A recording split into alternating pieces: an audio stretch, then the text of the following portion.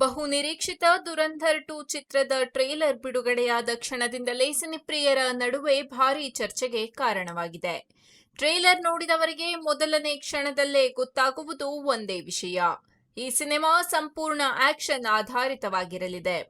Trailer ಉದ್ದಕ್ಕೂ ಗುಂಡಿನ ಸದ್ದು, ಚೇಸ್ ಸೀನ್ಗಳು, ರಕ್ತಪಾತದ ದೃಶ್ಯಗಳು ತುಂಬಿ ತುಳುಕುತ್ತವೆ. ವಿಶೇಷವಾಗಿ ರಣವೀರ್ ಸಿಂಗ್ ಅಭಿನಯಿಸಿದ ಹಮ್ಜಾ ಅಲಿ ಮಜಾರಿ ಪಾತ್ರ ತುಂಬಾ ರೌದ್ರವಾಗಿ ಕಾಣಿಸಿದೆ.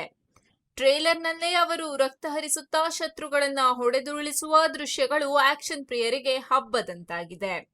ಅದೇ ಕಾರಣಕ್ಕೆ ಸೋಷಿಯಲ್ ಮೀಡಿಯಾದಲ್ಲಿ ಈಗಲೇ ಈ ಸಿನಿಮಾ 2,000 ಕೋಟಿ ರೂಪಾಯಿ ಕ್ಲಬ್ ಸೇರುವ ಸಾಧ್ಯತೆ ಇದೆ ಎನ್ನುವ ಮಟ್ಟಿಗೆ ಚರ್ಚೆಗಳು ಶುರುವಾಗಿದೆ. ಟ್ರೇಲರ್ನಲ್ಲಿ ಕಥೆಯ ಕೆಲವು ಅಂಶಗಳನ್ನು ಕೂಡ ತೋರಿಸಲಾಗಿದೆ. ಪಾಕಿಸ್ತಾನದಲ್ಲಿ ರೆಹಮಾನ್ ಡಕಾಯಿತ್ ಎನ್ನುವ ದೊಡ್ಡ ಗ್ಯಾಂಗ್ಸ್ಟರ್ನನ್ನ ಹಮ್ಜಾ ಅಲಿ ಮಜಾರಿ ಕೊಲೆ ಮಾಡುವ ದೃಶ್ಯದಿಂದಲೇ ಕಥೆ ತೀವ್ರವಾಗಿ ಆರಂಭವಾಗುತ್ತೆ. ಆ ಕೊಲೆಯ ಬಳಿಕ ಹಮ್ಜಾ ಪಾಕಿಸ್ತಾನದಲ್ಲೇ ಡಾನ್ ಆಗುವ ರೀತಿಯಲ್ಲಿ ಕಥೆಯನ್ನ ಕಟ್ಟಿಕೊಟ್ಟಿದ್ದಾರೆ. ಜೊತೆಗೆ ಹಮ್ಜಾ ಪಾತ್ರದ ಹಿಂದಿನ ಕಥೆಯನ್ನು ಟ್ರೇಲರ್ನಲ್ಲಿ ತುಸು ತೆರೆದಿದ್ದಾರೆ. ಇದರಿಂದ ಸಿನಿಮಾ ಕೇವಲ ಆಕ್ಷನ್ ಮಾತ್ರವಲ್ಲ, ಒಂದು ಸ್ಪೈ ಥ್ರಿಲ್ಲರ್ ಆಗಿಯೂ ಮೂಡಿಬರುವ ಸುಳಿವು ಸಿಕ್ಕಿದೆ. ನಿರ್ದೇಶಕ ಆದಿತ್ಯ ಧಾರ್ ಈ ಕಥೆಯನ್ನ ದೊಡ್ಡ ಮಟ್ಟದಲ್ಲಿ ಕಟ್ಟಿಕೊಟ್ಟಿರುವುದು ಟ್ರೇಲರ್ನಲ್ಲೇ ಗೋಚರಿಸುತ್ತದೆ. ಕಥೆಯ ಪ್ರಕಾರ ಭಾರತದಿಂದ ಒಬ್ಬ ವ್ಯಕ್ತಿ ಪಾಕಿಸ್ತಾನದಲ್ಲಿ ಸ್ಪೈ ಆಗಿ ಕೆಲಸ ಮಾಡುತ್ತಾನೆ. ಅಲ್ಲಿನ ಕ್ರಿಮಿನಲ್ ನೆಟ್ವರ್ಕ್ ಒಳಗೆ ನುಗ್ಗಿ ಭಾರತದ ಪರವಾಗಿ ಕಾರ್ಯಾಚರಣೆ ನಡೆಸುವ ಕಥಾಹಂದರ ಇದಾಗಿರಬಹುದು ಎನ್ನುವ ಅನುಮಾನ ಸಿನಿಪ್ರಿಯರಲ್ಲಿ ಮೂಡಿದೆ. ಆದರೆ ಟ್ರೇಲರ್ನಲ್ಲಿ ಒಂದು ಕೊರತೆ ಎಲ್ಲರಿಗೂ ಸ್ಪಷ್ಟವಾಗಿ ಕಾಣಿಸಿದೆ. ಮೊದಲ ಭಾಗದಲ್ಲಿ ಪ್ರಮುಖ ಪಾತ್ರ ಮಾಡಿದ್ದ ಅಕ್ಷಯ್ ಖನ್ನಾ ಈ ಬಾರಿ ಟ್ರೇಲರ್ನಲ್ಲಿ ಎಲ್ಲಿಯೂ ಕಾಣಿಸಿಲ್ಲ. ಮೊದಲ ಭಾಗದಲ್ಲಿ ಅವರು ರೆಹಮಾನ್ ಡಕಾಯಿತ್ ಪಾತ್ರದಲ್ಲಿ ಸಾಕಷ್ಟು ಗಮನ ಸೆಳೆದಿದ್ದರು. ಆದರೆ ಈಗ ಅವರ ಪಾತ್ರದ ಕುರಿತು ಯಾವುದೇ ಸುಳಿವು ನೀಡಿಲ್ಲ.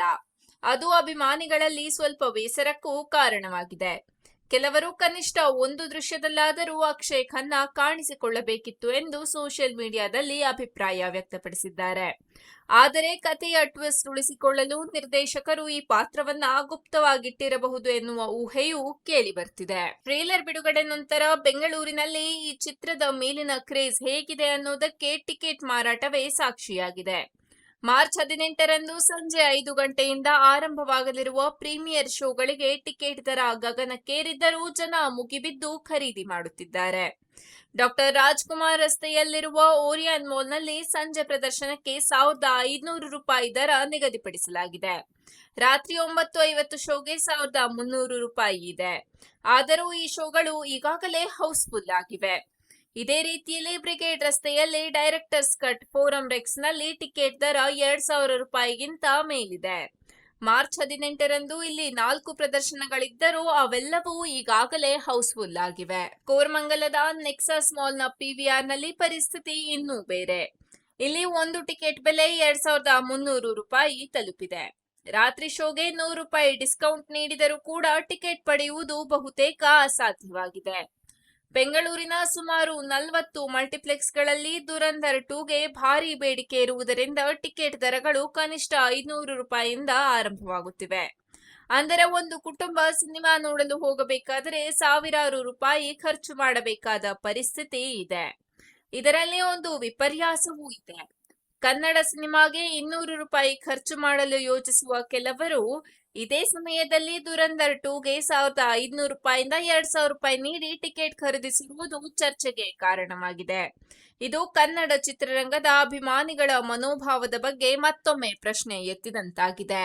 ಬೆಂಗಳೂರಿನಲ್ಲೇ ಇಷ್ಟು ದೊಡ್ಡ ಮಟ್ಟದ ಬೇಡಿಕೆ ಇದ್ದರೆ ಭಾರತದ ಇತರ ನಗರಗಳಲ್ಲಿ ಈ ಚಿತ್ರದ ಕ್ರೇಜ್ ಹೇಗಿರಬಹುದು ಅನ್ನೋದನ್ನ ಊಹಿಸುವುದು ಕಷ್ಟವೇ ಅಲ್ಲ. ಮುಂಬೈ, ದೆಹಲಿ, ಹೈದರಾಬಾದ್, ಪುಣೆ, ಚಂಡೀಗಢ ಮುಂತಾದ ನಗರಗಳಲ್ಲಿ ಈಗಾಗಲೇ ಅಡ್ವಾನ್ಸ್ ಬುಕಿಂಗ್ ದಾಖಲೆ ಮಟ್ಟದಲ್ಲಿ ನಡೆಯುತ್ತಿದೆ ಎಂಬ ವರದಿಗಳು ಕೇಳಿಬರುತ್ತಿವೆ. ಟ್ರೇಲರ್ಗೆ ಸಿಕ್ಕಿರುವ ಪ್ರತಿಕ್ರಿಯೆ ನೋಡಿದರೆ ಈ ಸಿನಿಮಾ ಬಾಕ್ಸ್ ಆಫೀಸ್ನಲ್ಲಿ ದೊಡ್ಡ ದಾಖಲೆ ಮಾಡುವ ಸಾಧ್ಯತೆ ಇದೆ. ಆದರೆ ಟಿಕೆಟ್ ದರವನ್ನ ಇಷ್ಟೊಂದು ಹೆಚ್ಚಿಸುವುದು ಎಷ್ಟು ಸರಿ ಎಂಬ ಪ್ರಶ್ನೆಯೂ ಎದುರಾಗಿದೆ. ದೊಡ್ಡ ಸಿನಿಮಾಗಳಿಗೆ ಮೊದಲ ದಿನ ಬೇಡಿಕೆ ಜಾಸ್ತಿ ಇರುವುದು ಸಹಜ. ಆದರೆ 2,000 ರೂಪಾಯಿಂದ 2,300ರವರೆಗೆ ಆದರೆ ಟಿಕೆಟ್ ದರವನ್ನ ಇಷ್ಟೊಂದು ಹೆಚ್ಚಿಸುವುದು ಎಷ್ಟು ಸರಿ ಎಂಬ ಪ್ರಶ್ನೆಯೂ ಎದುರಾಗಿದೆ. ದೊಡ್ಡ ಸಿನಿಮಾಗಳಿಗೆ ಮೊದಲ ದಿನ ಬೇಡಿಕೆ ಜಾಸ್ತಿ ಇರುವುದು ಸಹಜ.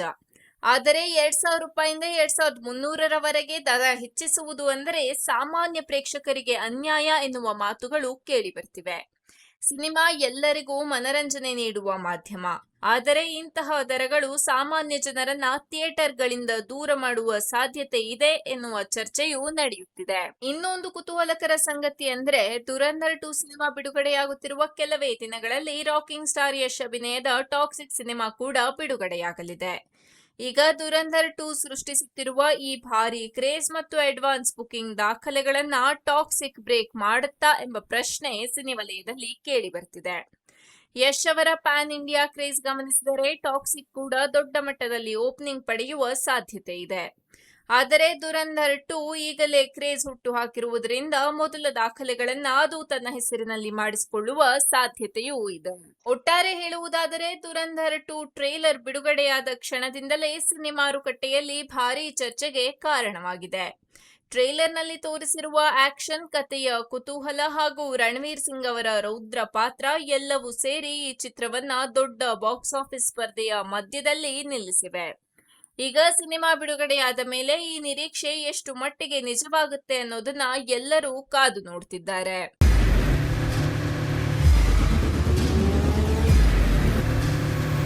ಪ್ರಜಾಮಾರ್ಗ ನ್ಯೂಸ್, ಇದು ಜನಸಾಮಾನ್ಯರ ಧ್ವನಿ. ನಮಸ್ಕಾರ. ನೀವು ನೋಡ್ತಾ ಇದ್ದೀರಾ ಪ್ರಜಾಮಾರ್ಗ ನ್ಯೂಸ್. ರಾಷ್ಟ್ರದ ರಾಜ್ಯದ ರಾಜಕೀಯದ ಬಗ್ಗೆ ಹೆಚ್ಚಿನ ಸಿನಿಮಾ ಅಪ್ಡೇಟ್ಗಳಿಗಾಗಿ ಫಸ್ಟ್ ಲೈಕ್ ಮಾಡಿ, ಸಬ್ಸ್ಕ್ರೈಬ್ ಆಗಿ, ಹಾಗೆ ಫಾಲೋ ಕೂಡ ಮಾಡಬೇಕು.